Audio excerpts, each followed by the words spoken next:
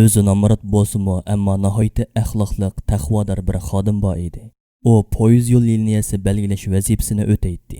U o'z kasbiga pishiq bo'lib, shundaqdimi nihoyatda hushyorlik va qitirqinib xizmat qiladi. Chunki u ozroqli bexastalik qilsa, ba'zida ikki poyezdning bir-biri bilan so'qishi degandek kutilmagan og'ir hodisalarning kelib chiqishi mumkin edi. Shuning uchun u kech-kunduz har doim o'z xizmatini eng yaxshi shaklda qilishga tirishadi. U payg'ambar alayhissalomning mono hadisiga amal qilishga bakmo ahamiyat beradi. Alloh haqiqatan sizlarning ish qilganda qitirqini puxta qilishini yaxshi ko'radi. Uning uyi poyezd yo'lining liniyasi olmishadigan yerga to'g'ri keladi. Kunlarning biri u bomdod namozini o'qib, masjiddan uyga qaytib kelganda ayolining og'ir darajada og'rib qolganligini ko'rdi. Biroq uning doktorxonaga oborgudek puli yo'q edi. Ayoliga og'riq to'xtatish dorisi ishkizdi va shifo oyatlarini o'qib, uning kasaliga shifolik tilab Allohga duo qildi. Ularning bir o'g'il, bir qiz, ikki farzandi bo'lib, onasiga yuk bo'lib qolmasligi uchun ularga o'zi ko'ngil bildi. U o'g'lining yodlagan oyatlarini takrorlab bilishi uchun tanshab beradi va ularga go'zal hikoyalarni so'zlab beradi.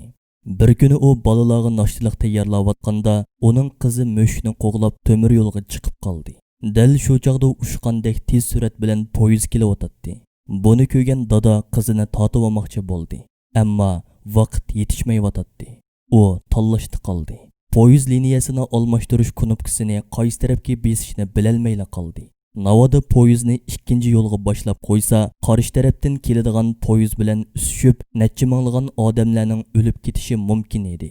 Poyezdni kelayotgan yo'linish bo'yicha yo'linish o'zgartmay qo'yganda qizi o'lib ketadi. U oxiri o'z qizining o'lib ketishi badaliga yig'ilgan holda ko'zini yumganicha poyezdni aslidagi to'g'ri liniyasida mang'uzdi. 1-2 sekund ichida ajoyib azobli xiyollarni qildi.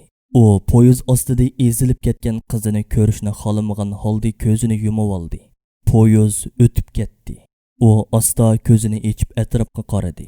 Poyezd tutuni orasidan tuyuqsiz qizini ko'z oldida ko'rdi. Qizi sog'-salomat yenida turadi.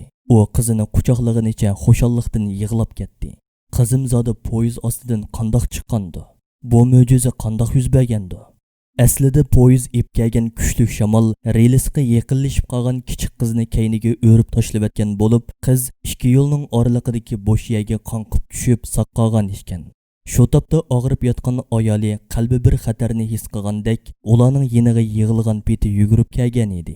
O'g'li bo'lsa singlisining sog'-salomat qolganligiga shukr qilib duo qilyotdi. Dada Allohning bu ne'matiga shukr qilib beshini sajdaga qo'ydi.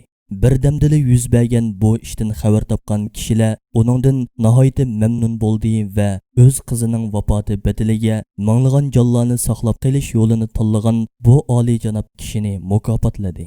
Shundaqla hukumat uning bundoq tangdossiz fidokorligiga opirin o'qib, uni alohida tortiqladi. Yuqori xizmat va yuqori maosh berdi.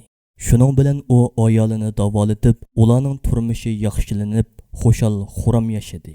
Allah Taala mundaq deydi: Kimki Allohdan qo'rqadi ekan, Alloh uningga chiqish yo'li beradi.